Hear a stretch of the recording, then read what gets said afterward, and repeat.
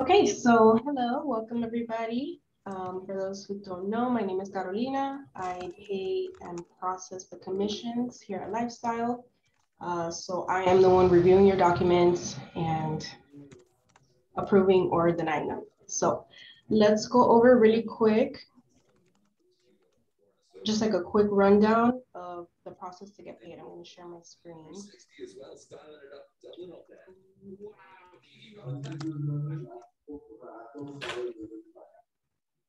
Can you see my screen? Yes. Yeah, we see you. Okay, so the first thing you're going to do is click create transaction.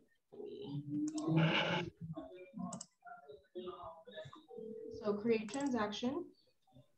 These two boxes are required. For the name, you're going to put either the name of your client or you can name it the, can you mute yourself? Can everyone mute themselves, please? So you're going to name it the either your client's name or the property name, however you want to organize yourself, because that's going to show up on your transactions, your list of transactions as you start adding more and more transactions. So we're just going to name it this one, test, right now. Okay, and then template, this is going to set you up for later. So if you're looking to get paid, the checklist that you're going to choose is always going to say ready for pay at the end of it. So you see, we have rental community, ready for pay, closed lease rental, ready for pay, new construction, ready for pay, closed sale, vacant land, and CDA. And then the other one is referral sales. The other ones that you see here, rental listing or sales listing, those are only used to get your listing activated. So regardless if you're the listing agent, you're still going to use closed sale ready for pay or closed lease ready for pay. So let's do a sale, closed sale ready for pay. And I'm going to say I'm the selling agent and create.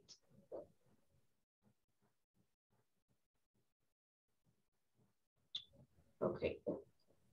So this is the first box that you're going to see. Here, you're going to fill out, you're going to select it's a residential sale or it's a condo sale and your address. So really here, all that I need is just transaction type, your address, and the property type. So let's do 123 Main Street, Miami, Florida. And property type, residential. Next. You don't need to fill out the offer date or the closing date. You don't need to fill out any of this information. Next. And done. Now you're going to go over to checklist. Here on the right-hand side, click on checklist, and so that template that we selected at the beginning is going to show up here on your checklist. So these are the documents that we require for this specific checklist. So we need the executed purchase contract, the seller's property disclosure, escrow letter, the IMAP, the MLS listing copy, the ALTA commission request form, and the wire or deposit receipt. I think this is going to be changing soon, Roberto. We're going to be taking off the IMAP and the MLS listing copy, I think.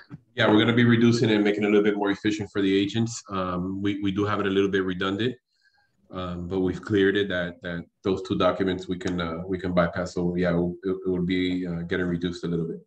So it seems like a lot, but really you should have these documents already. So it's just a matter of uploading them.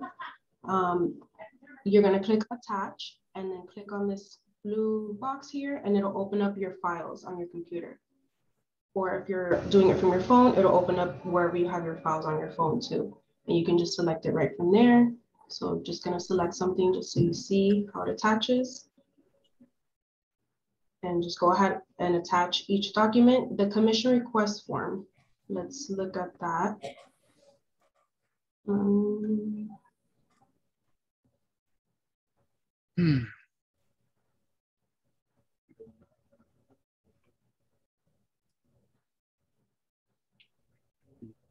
Okay, so here on the commission request form, we need all this information filled out. So date, your name, your branch, if you are in a team. If you are in a team, also notate at the bottom what that split is with your team so that I know to pay your team leader. And in this case, it's going to be a closed sale. You're the buyer's agent, fill out the address, the full address, buyer's name, seller's name. If you're doing a lease, then it'll be tenant's name or landlord, and the title company. We need that information as well as the co-op agent that you were working with.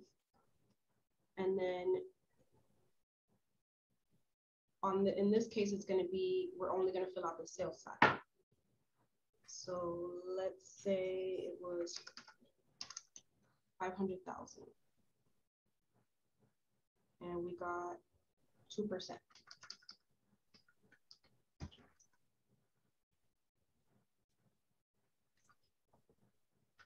So we got $10,000 commission. And we collected the transaction fee. So our total commission was $10,395. We're at a 10% split with lifestyle. So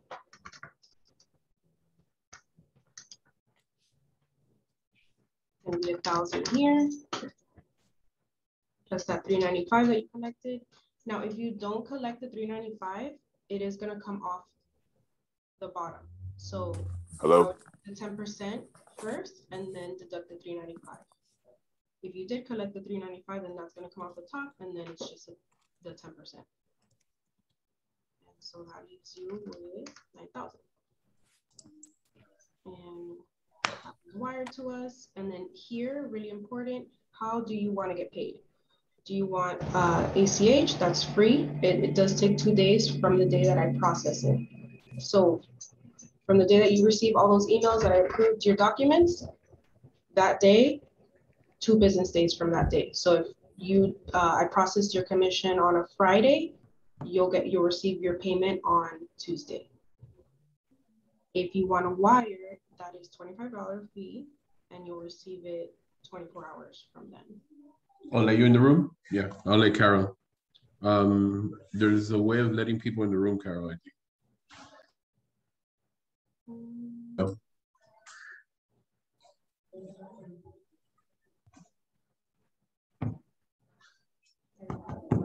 Okay. All right, you let them in. I heard it. Thanks. Yeah. So we're going to do ACH.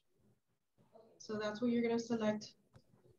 That's all you have to fill out for the commission request form. For the commission or wire deposit receipt, make sure you are uploading the receipt of the deposit of your commission, not a picture of the check. It's either going to be a receipt or a wire confirmation. Or if I deposited the receipt, if I deposited the check, then it'll be a line from an Excel that I emailed to you, and that's okay. Since I deposited myself, I know that that's just a confirmation. Once you have all your documents attached, the last thing that you're going to do is change your status up here to closed. Not closed file complete, just closed. And make sure that you click on the check mark so that it saves. That's basically you're submitting your transaction to me. That's the only way that I'm going to receive a notification. And what else? Any questions so far? No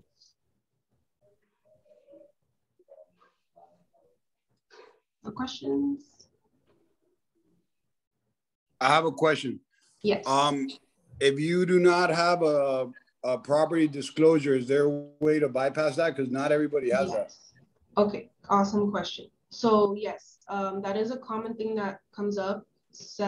The seller's property disclosure is not done on every property. If you don't have it, that's fine. Just upload a Word document stating that there was no seller's property disclosure done for this property and upload that.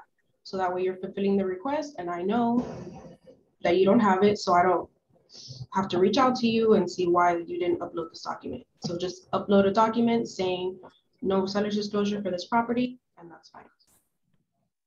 All right, I'll thank step you. in and say real quick, I recommend that everyone have a seller's disclosure. If you don't have one, for our checklist, yeah, a document will suffice, but the truth is, for the deal and for the real estate side, I recommend that you have one. If you don't have one, get an addendum stating that that you guys are bypassing that and skipping the seller disclosure. But for the real estate side, I recommend everyone to always ask for the seller's disclosure immediately. If you're going to make an offer, if you're the selling agent or the listing agent, you should have that seller's disclosure as soon as you get that listing signed as well. Just wanted to throw that in there. Thank you. Any other questions? You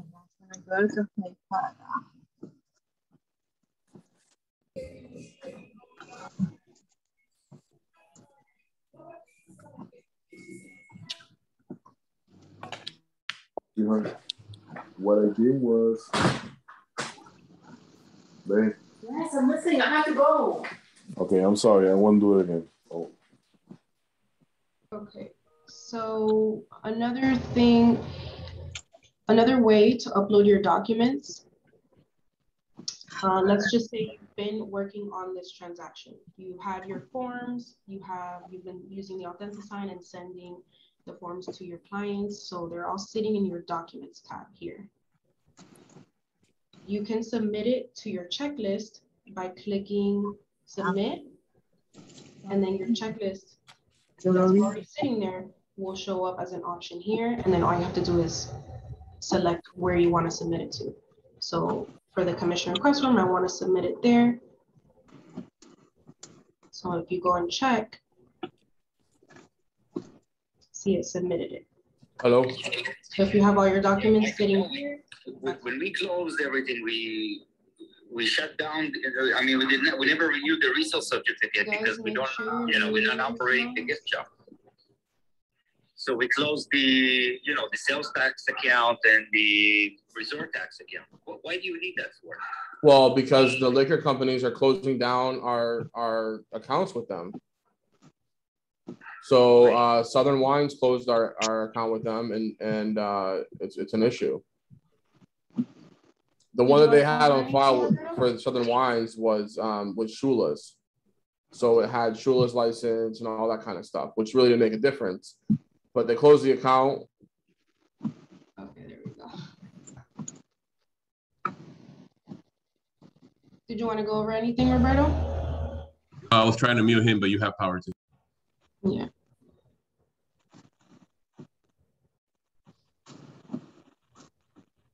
Okay, going back to details here. Again, it's going to be the street number, street name. Oh, when you're putting in the address, make sure you are separating the street number, and then the rest of the address will go on street name, and then the apartment. Mute Jetta too.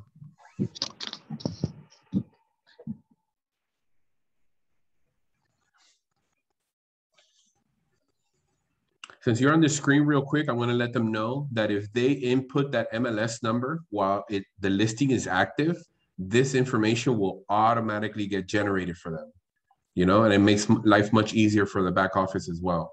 So if you're in there and the listing is active and you input that MLS number while the listing is active, it will automatically pull all the data from the listing and fill this transaction up for you, which is going to help you when we put in the commission request form and any other forms that are going to be automatically fillable. Most of it will be filled out for you already. So little key there for you. You have to add it here or at the beginning when you're creating the transaction? If you don't add it there in the beginning when you're creating the transaction, it would be ideal. But if you don't, you can put it here. And once you save, it would automatically update if it's active.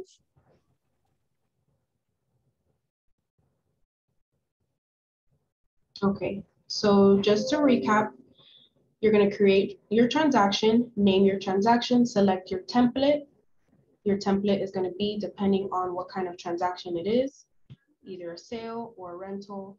If it's a rental, It's either gonna be a regular rental or a rental community. The rental community only asks for 3 documents, which is the invoice, the commission request form, and the receipt of the deposit.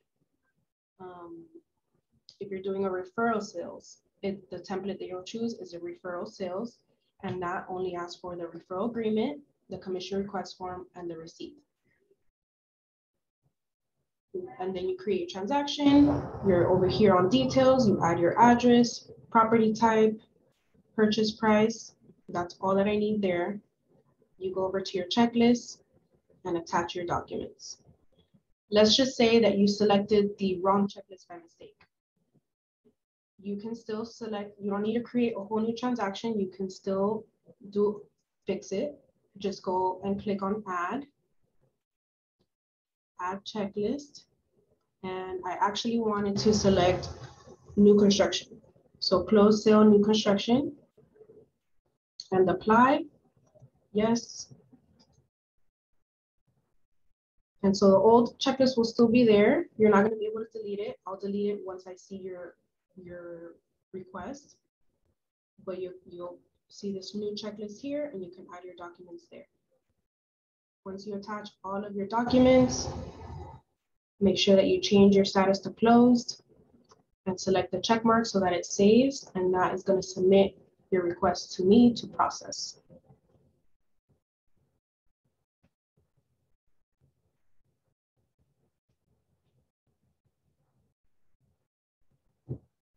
Any questions? Anything you guys want me to go over again? Yes, I do have a question. Yes. I had a transaction and I received the cancellation just because it was under the appraisal value. How can I pretty much close that transaction in the system as a cancellation? Okay, so it was a lease? No, regular transaction sale. Okay, so all you have is the release and cancellation? I'm sorry? All you have is the release and cancellation document, or what do you have? I did upload everything, and then I also add the release cancellation, but I didn't know what to put, if I do close on the top or what's the next step. Pretty much I don't know if I have to erase it or just leave it there. So you didn't receive any commission, you're not gonna get anything from it. Exactly. Okay, so then you would just do withdrawn. Oh, okay, I see. Withdrawn, and that way it still stays on your transactions, that it was a transaction that you did, but that way it won't send me a notification. Okay, perfect, thank you. You're welcome.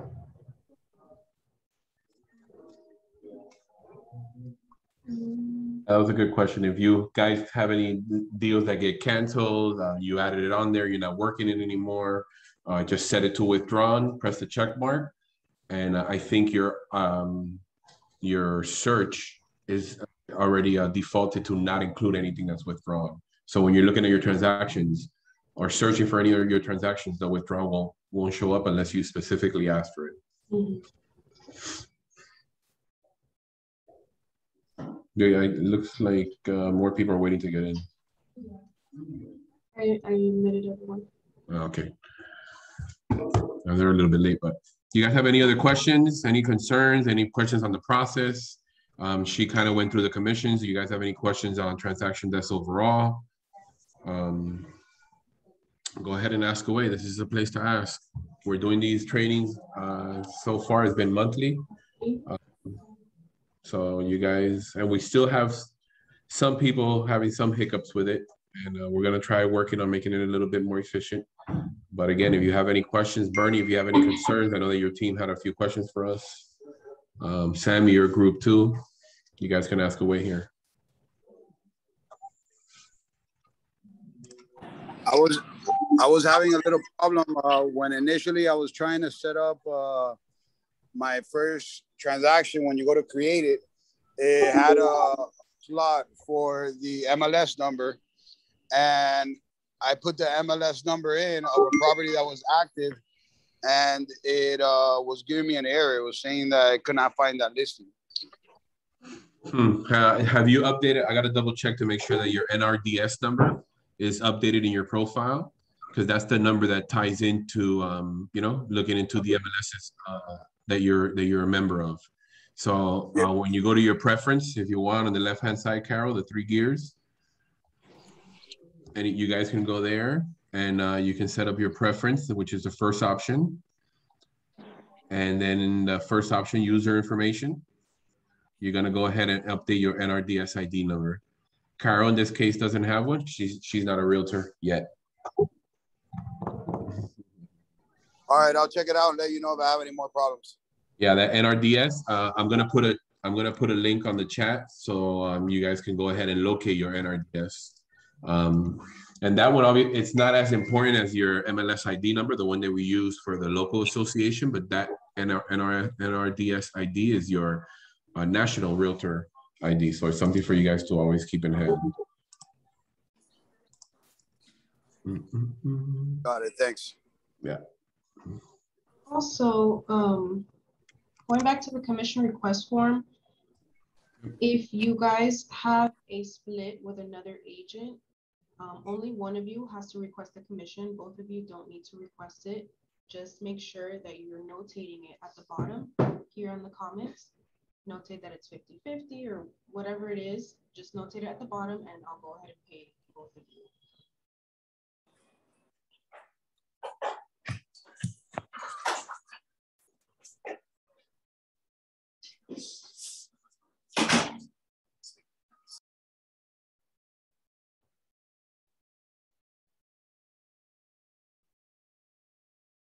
Any other questions? Do you guys want me to go over it again? I know a few people came in later.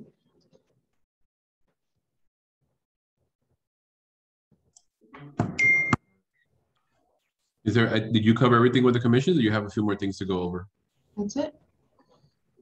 All right, guys, we'll sit around for a few more minutes. If there's any questions, go ahead and ask them now.